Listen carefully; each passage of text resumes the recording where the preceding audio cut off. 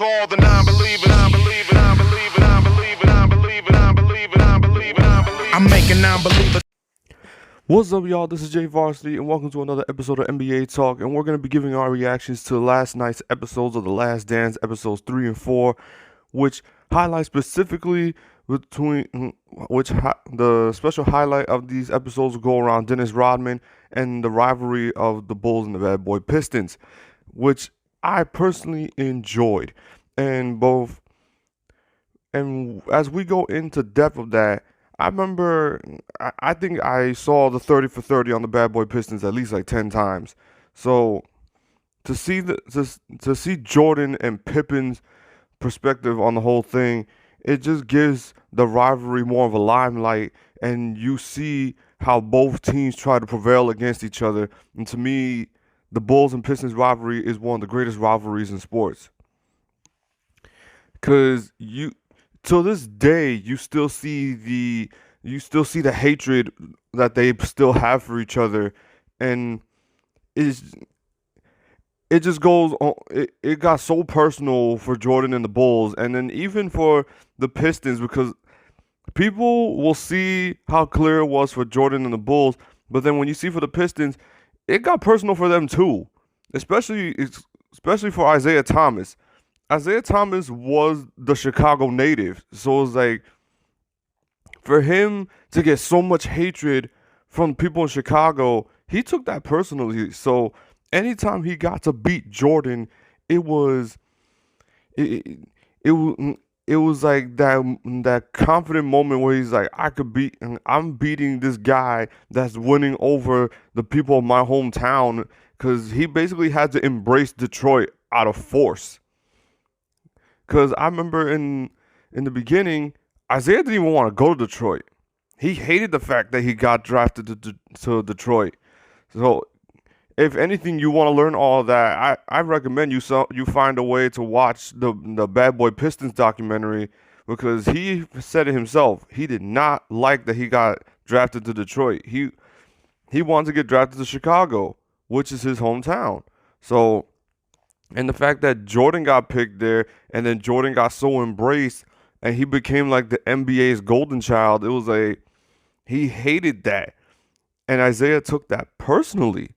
So as he went through years and years of struggle and not winning, and then Jordan is getting the limelight, the attention, no matter what he does, it's like they both almost came up the same way. But the Pistons, they didn't believe in that whole "we're gonna be flashy, we're gonna have a flashy offense" and all that. They believed in, if we're going to win, we're going to win in any means necessary. Meaning, if we have to bust your ass, if we have to literally knock your ass to the ground in order for you to get off your game, then we're literally going to try to knock you down any way possible. Whether it's knocking you from your shoulders down, hip checking you every time you go for a layup. It was like they were really trying to get you to really break down and just throw your little fits and throw you off your game. And then you want to beat the Pistons so bad because they're really trying to piss you off. It's like that you see the different attention that they got from all the other teams, and then the one thing Isaiah Thomas could always say: I beat Larry Bird, Magic Johnson, and Michael Jordan in their primes. And to this day, Isaiah Thomas, and it's going to be set in stone, he still has a winning record against Jordan, because he's 30. He in their matchups in total, Isaiah Thomas is 36 and 29 against Michael Jordan. So the Bad Boy Pistons really got the best out of the Bulls for many years until 91. And when Jordan and Pippen and Horace Grant and these guys, they decided to put on extra weight and extra muscle, it was like that was the turning point. They could take the physicality and it wasn't going to bother them. And that's where the Pistons basically they knew that they were not that they couldn't do their old tricks anymore against Chicago. But then at the same time, it was like the Pistons at that time were getting old because they had been contending for years at that point. So it's like you look at it from both ends. The Pistons were competing in conference finals and NBA finals at that point. So they went through years of trying to get past the Celtics. They went through years of trying to win the finals. That phantom foul in Game 6 of the '88 finals that costed the Pistons the championship, and then eventually Isaiah Thomas not being able to play in Game 7 because he injured his ankle in Game 6. Was it basically costed the Pistons a three-peat. So, but yeah, the central point before I'm gonna get back to the rivalry with the Bad Boy Pistons, but the whole central point was the aspect of Scottie Pippen still hadn't returned, and then Jordan basically had to rely more on Dennis Rodman to be his right hand in that time period while Pippen was still in that disagreement of not wanting to play with the Bulls because of the whole contract situation in '98. And so basically Rodman had to step up, and I remember the part where Jordan was saying that he went off on Dennis Rodman because he got thrown out for something very stupid, and he basically went off on him. And Rodman to this day still says that he never talked to Michael Jordan much.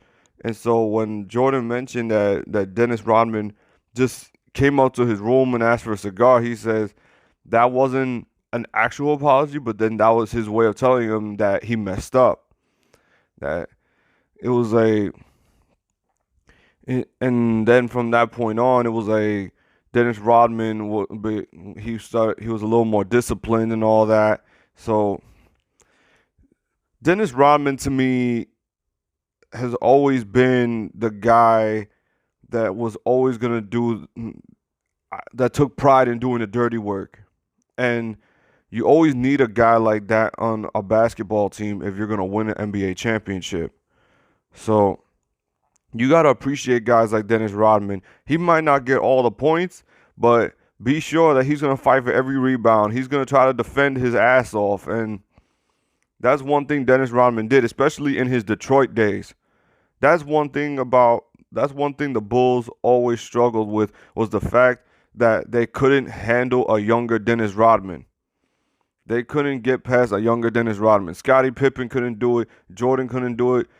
Because at that point, I think Dennis Rodman especially in '89, he was the Defensive Player of the Year.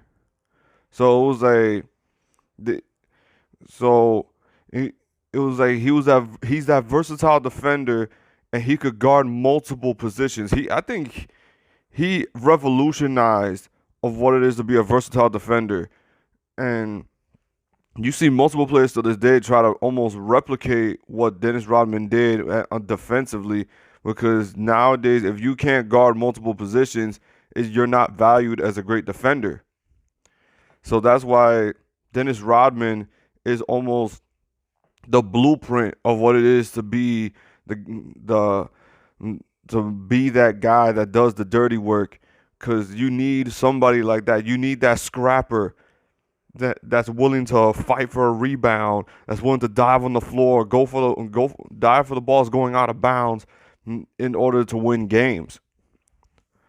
So, but yeah, I'm getting off track here. So yeah, as they go on, they start winning games, and the part where Dennis Rodman said he needed a vacation. And basically Jordan said, "Well, man, I need a vacation." I couldn't help but laugh as I was watching that, because I can't imagine the stress that was going on Michael Jordan in that '98 season, and then here comes Dennis Rodman talking about that he needs a vacation, and they basically told him, "Can you make it 48 hours?" And he basically said, "I went to Vegas," and I was like, "Oh boy." dude went to Vegas for 48 hours, and when Jordan said he didn't come back in those 48 hours, I said, "Yo, Dennis Rodman is a mood. Seriously, like that is a freaking mood, man. Oh my god, that I couldn't help. I don't know why it was so serious, but I really busted out laughing at one point because that's the funniest thing I had ever heard. He said, and even Jordan said it. You're not getting him back in 48 hours. He said, he's not coming back in 2 days, and he didn't. If you saw what was going on, it was like you saw all the partying he was doing, and yo, Dennis Rodman was a wild guy. Like he was a very wild guy, and this dude really loved to party. Well, I don't know if he still does. Who knows? But it's like, who are we to judge? But still, it's like, I think anybody who tries to say, "Oh, I'm gonna do what I want, how I want to do it, and everything," basically, you're trying to do a Dennis Rodman because that's basically what he did. He did whatever he wanted, how he wanted, and basically he almost didn't take no for an answer until he basically just asked for permission from Phil, and then Phil basically had to ask Michael. And the fact that Phil Jackson and Michael Jordan had to actually go get Dennis Rodman in Vegas, that's like, I could picture that almost like a scene from The Hangover. Like, that sounds like a moment in the movie The Hangover. I don't know if anybody has seen it, but I could just literally picture that. It sounds like a comical moment. And then how Carmen Electra basically explains how she was practically naked going to go answer the door, and she had to throw herself behind the couch covered in sheets when when Michael Jordan and Phil Jackson walked through the door. That's another thing that like I could literally picture that as if that were a scene from The Hangover, because that just sounds absolutely ridiculous. But the fact that it actually happened, oh my god. Oh God, man. Um, but it. I love how they also broke down how Phil Jackson went from being a I couldn't exactly comprehend like the upbringing of Phil Jackson, other than his time with the Knicks and then becoming the Bulls assistant coach. But then when they go back to when they talk about Doug Collins, the funniest thing, this is another quick moment of what made me really bust out laughing, because it was the first time I heard it uncensored. It was when Michael Jordan hits a game winner, not over the Cavaliers, but I'll get back to that in a second. But when he hits it over Detroit, and you hear Doug Collins say, when the reporter asks what was the play, he says the play was give Mike the ball and everybody get the fuck out the way. I was like, damn, if you couldn't break it down any other way. Because that's basically what it was. Everybody get the fuck out the way, man. It was like, whoa. And then they're really taking. I'm surprised ESPN is allowing them to swear this much in this documentary, because ESPN is very classy. They usually censor all this out, but then they have the one version that's censored. Is usually ESPN2 for people who don't want to hear all the swearing and all that. But then when you watch the actual version, it's like you want to hear how these guys actually talk. It's almost like it's funny when you hear Hall of Famers and NBA players, you hear them uncensored, and it's like it almost sounds funny.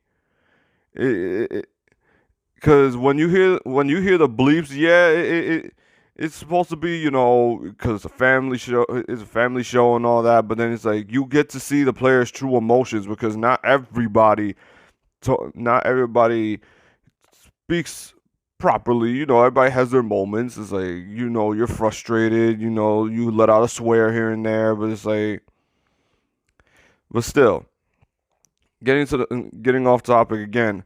But Doug Collins, right there at that moment, that was one of the funniest moments, and that's one of the funniest things I ever heard. But another one was another moment that I think you see Michael's true side, because to me, as we watch this documentary, it almost sounds like Michael Jordan. Michael Jordan doesn't just sound like a psychopath. He just sounds like a very angry human being at this point in time, because he mentions the series against Cleveland, and basically at that, and I think at that point, I think it was in 88 or 89. No, that was in 80. Yeah, 88. I might be getting my time mixed up here, so correct me if I'm wrong in the comment section.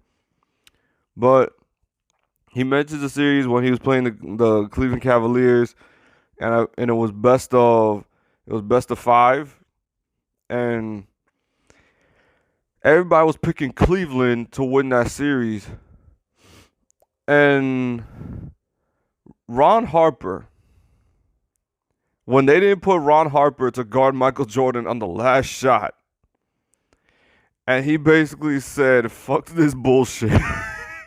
He knew he could guard that shot a lot better than this guy could, and he basically said, "This series is over. We're done."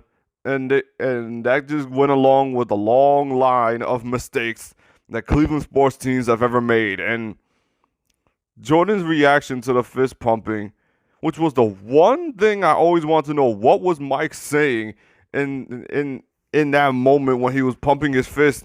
And he was basically saying, all of you that wasn't rocking with us, he's basically saying, all you assholes that wasn't rocking with us and all that. I was like, damn, I could actually picture him saying that. I could actually picture Mike saying that. That's another mood right there. He's like, basically, if you wasn't riding with us, get the fuck out the way and all that.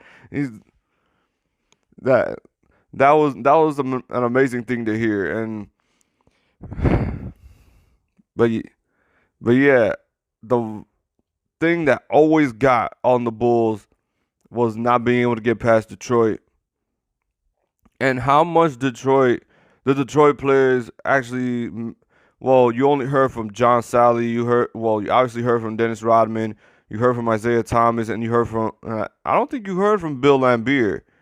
I think Bill Laimbeer spoke like you. I think I heard him after the episodes of the documentary, but Bill Laimbeer still to this day will always say that he would have never shook anybody on the Bulls' hands, because he called them, quote unquote, that they were just a bunch of whiners, that they didn't want to take the physicality in order to win, that they basically complained their way to getting past the Pistons. Even though, yes, they did put on the weight and all that, nobody can. A lot of people gotta admit that the way the Pistons were playing, it was just.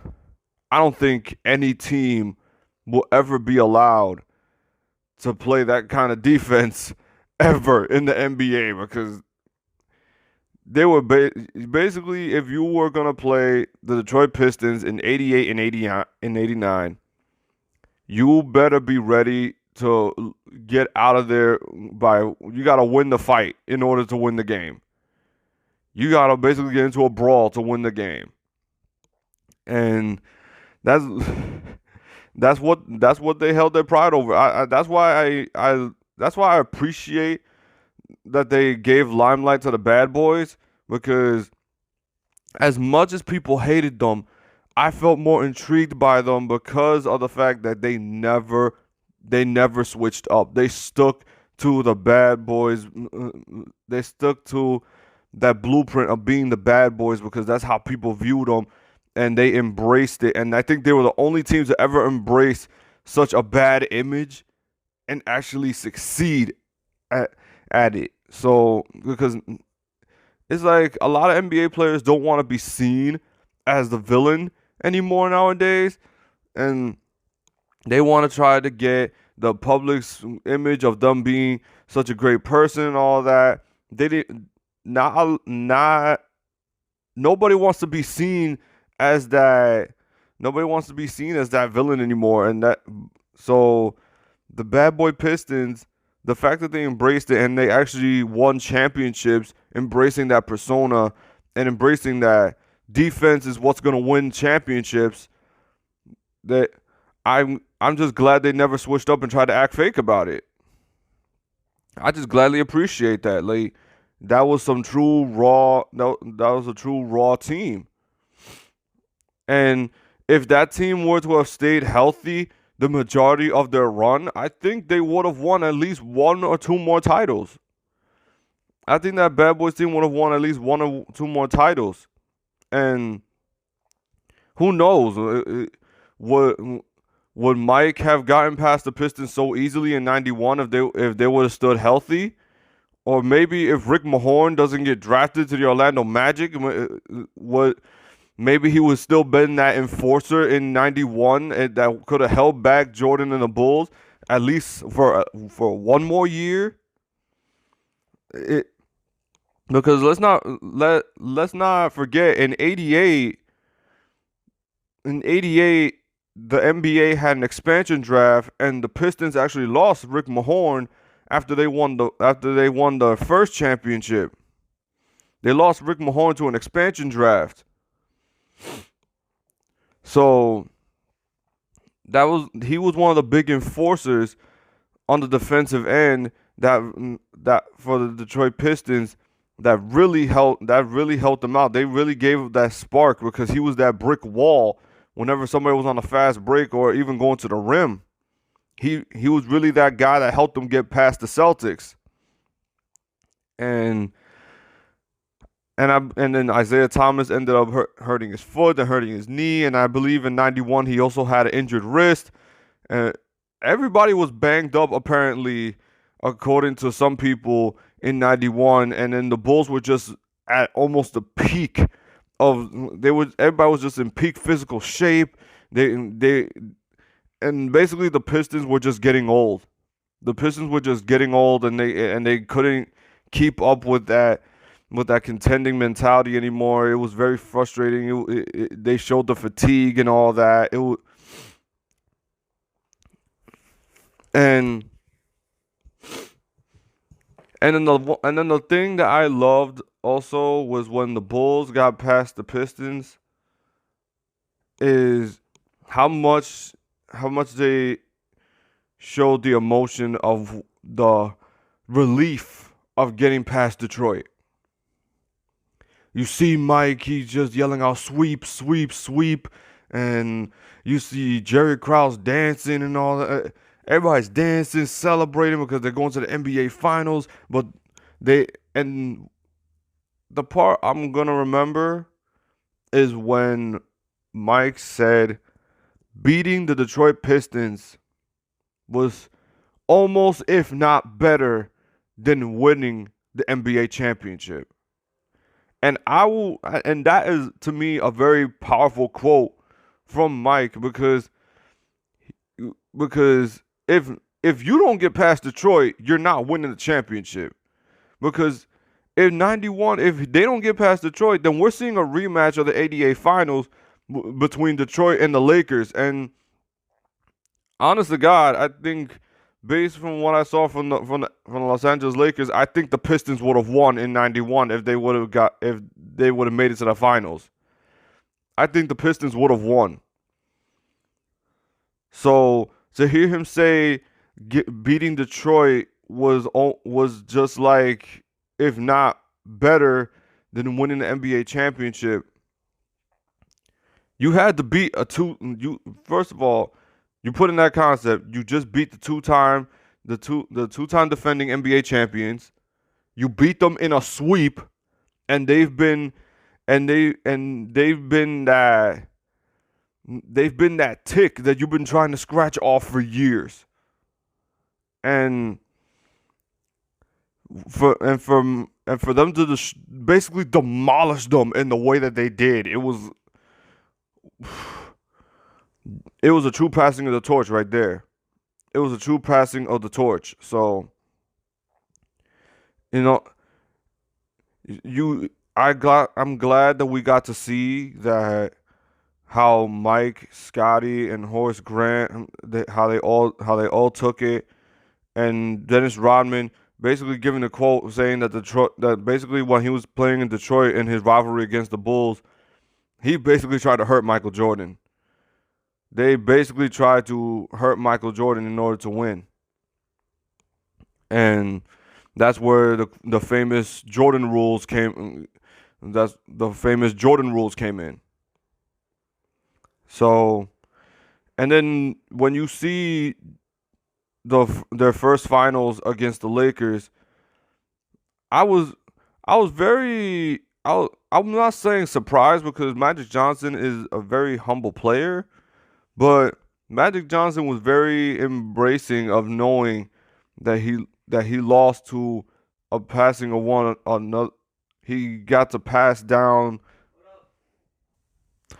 but yeah, I was very intrigued by Magic's response because Magic Johnson, being a competitive player that he is, he always wants to win, but I think he himself knew that Mike was going to be the next great player to be the face of the league, and but the first game when the Lakers take game one and then everybody basically gave up on the Bulls, it was like it was like Scottie Pippen basically said, "Hey, give me Magic," and from there on, that was the turning point of the whole series.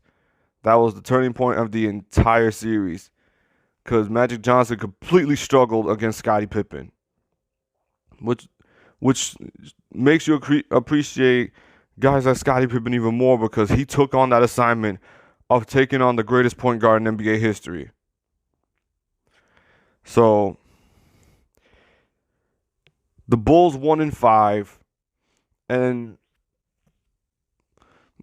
the fashion that they beat the Lakers, and then when you see Jordan celebrating as he's holding the trophy, and people talking about their reaction and how shocked they were at seeing Jordan crying, holding the trophy and all that, and he basically said, he's like, you basically just gotta let your emotions out because you're dealing with so much focus and you got so much anger of not making it, and being the last team standing and all that. When you win it all, just basically you just gotta let your emotions flow, and that's what Jordan did, and that's what you saw him, and he had tears of joy, and and basically how much hard work and teamwork was gonna get you there. And then I forgot to mention the whole thing with the Bulls winning the championship is basically Jordan had to trust his teammates more. That's why when he kept finding John Paxson and he was wide open, knocking down shot after shot after shot, it was like people were shocked that Jordan's passing the ball. And that's how the Bulls were basically dominating the Lakers. So as much as Jordan was the dominant force on the Chicago Bulls, it's just as much a factor as his passing to get his teammates, and his teammates hitting the shots because he trusted his teammates more. And that's how they got past Detroit. That's how they got past the Lakers. But yeah, when you see Jordan celebrating and all, and he's crying tears of joy, that's all the hard work and how much time it took, and finally him being recognized as being mentioned as a champion, and being in the same breath as Magic and Larry, because what did they do that he didn't? He won scoring titles, they won championships. And now he could be in that conversation of Magic and Larry. So I was really glad to see that, and I can't wait for episodes 5 and 6, because I think they're gonna be mentioning the Dream Team, and I think we're gonna go into we're gonna go into the three-peat, I believe. But the last thing I wanted to cap off was when Jerry Krause basically made the comments about that they wanted Michael Jordan back, but he would have to play for somebody else. Obviously, mentioning Phil Jackson was not going to come back. But to make that sort of comment before going into All-Star break, and then they had to play the Utah Jazz, and basically the Bulls broke down against the Utah Jazz, and the Utah Jazz ended up stomping them. So it was like it became almost a media soap opera with the '98 Bulls, and we're only gonna learn more from here, because we're probably gonna learn more things, and we're gonna learn more details as going into the '98 season as things go along, and I can't wait to see what else they talk about. Me personally, I'm still waiting to see when they talk about the practice where Michael Jordan punched Steve Kerr. I want to know about the flu game. I want them to really go into detail about the quote-unquote flu game, because I heard things like he didn't have the flu, he had food poisoning. He didn't have food poisoning, he had a hangover. Then people say, no, he had the flu. I want to hear the actual story. Because we heard about Scottie Pippen's migraine in Game 7 against the Pistons. But now the next great question is, did Michael Jordan really have the flu? So we might not find out until like episodes 9 and 10 or something. Episodes 9 and 10. So, but until then, I'm really enjoying this documentary. This is probably the best documentary that I've seen ESPN make to date. So, if you missed episodes 3 and 4, I'm pretty sure they're going to be giving a repeat at maybe today or tomorrow, or most likely they're going to give it on Sunday before they give episodes 5 and 6. You'll obviously be getting a reaction from me when it comes to this Bulls documentary. I've been enjoying it so far. I hope you guys have been too. Let me know what you guys thought about episodes 3 and 4, and write down the comment section. Like, comment, and subscribe if you like basketball content. This is your boy Jay Varsity. Stay safe, and I am out. Peace. We got some non-believers out there.